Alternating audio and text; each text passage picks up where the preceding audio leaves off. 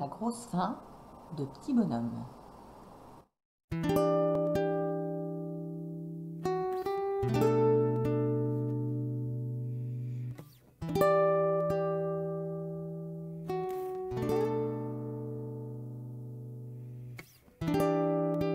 C'est le matin.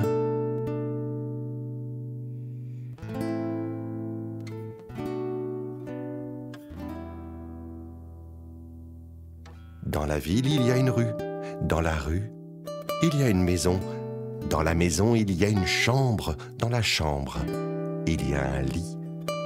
Dans le lit, il y a Petit Bonhomme. Et dans Petit Bonhomme, il y a un ventre tout vide. Petit Bonhomme sort de son lit, de son pyjama et enfin de sa chambre. Il rentre dans ses habits et descend à la cuisine. Il ouvre le placard. Il est vide. L'armoire, elle est vide. La huche, elle est vide. Petit Bonhomme fonce à la boulangerie.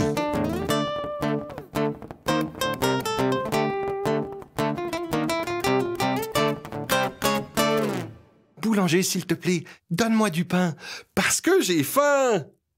Petit Bonhomme, répond le boulanger. Le pain, je ne le donne pas, je le vends. C'est comme cela que je gagne ma croûte. Petit Bonhomme sort son porte-monnaie. Il est vide aussi. Mais je n'ai pas de sous. Ah, bon. Mais écoute, voilà ce que je te propose.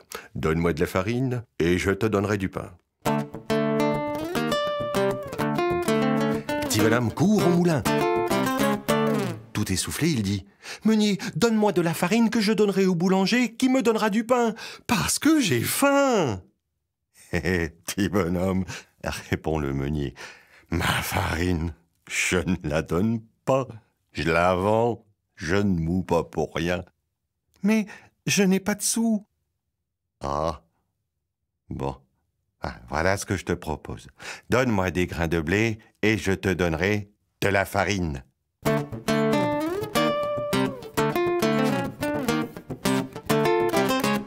Petit Bonhomme déboule à la ferme et finit par trouver le paysan.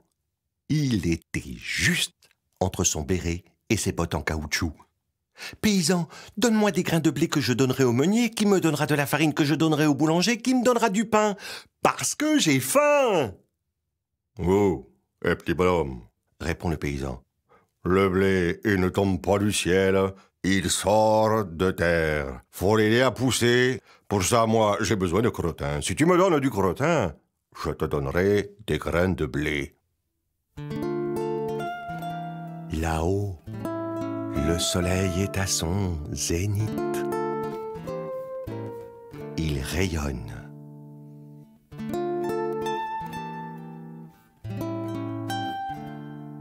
En bas, Petit Bonhomme fait son maximum. Direction la pâture à toute allure. Quand Petit Bonhomme arrive, il trouve un percheron énorme, au derrière si gros qu'on le voit de devant.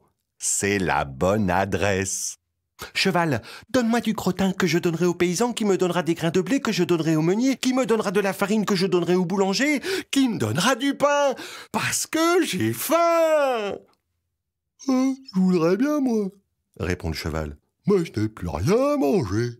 Il fait trop sec. Donne-moi de l'herbe bien verte et je te donnerai du crottin. » Petit Bonhomme cherche. Mais partout, l'herbe est sèche. Il se penche et parle à la terre. « Terre, donne-moi de l'herbe que je donnerai au cheval, qui me donnera du crottin, que je donnerai au paysan, qui me donnera des grains de blé, que je donnerai au meunier, qui me donnera de la farine, que je donnerai au boulanger, qui me donnera du pain, parce que j'ai faim. »« Je voudrais bien, mais je ne peux pas, » murmure la terre.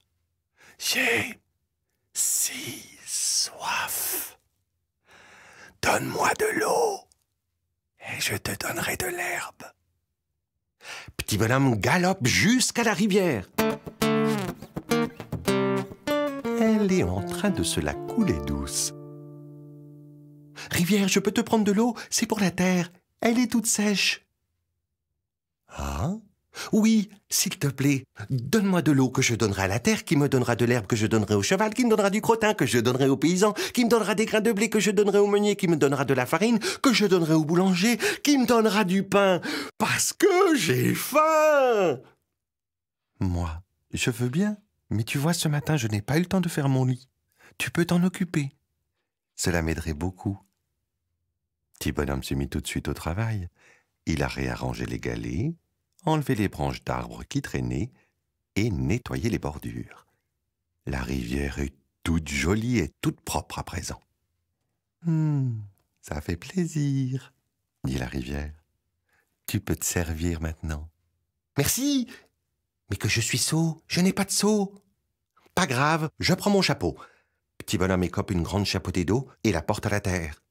Elle la boit en soupirant d'aise. Encore, s'il te plaît. Petit bonhomme court reprendre une deuxième chapeautée, puis une troisième, et enfin, la terre laisse échapper. Ah, ça va mieux. Aussitôt, pousse une belle herbe verte et juteuse. Petit bonhomme en coupe une bonne brassée. Merci la terre!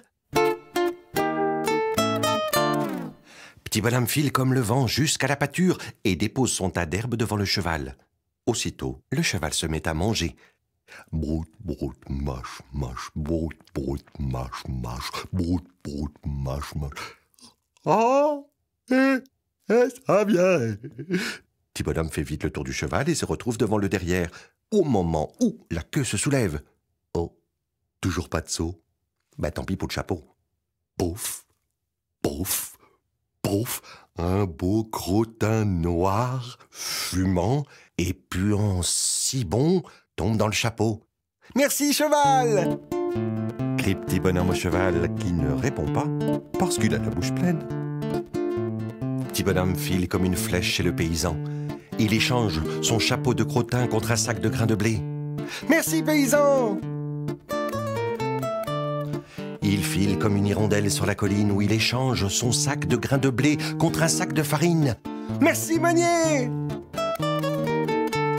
Et enfin, il file comme un éclair, un peu fatigué, chez le boulanger.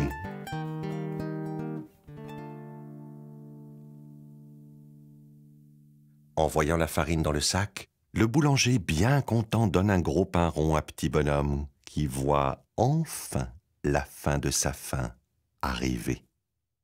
Merci, boulanger!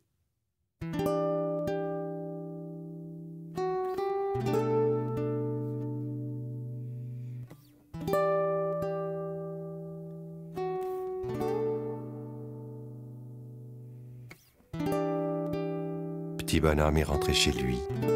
Il s'est assis. Le pain, il l'a senti. Il a souri.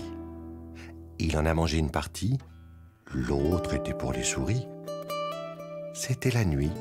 Il est allé au lit et il a bien dormi. Et demain? Demain deviendra bien assez vite aujourd'hui. Alors, à chaque jour sa peine, son pain et son plaisir. Et c'est ici que l'histoire se finit.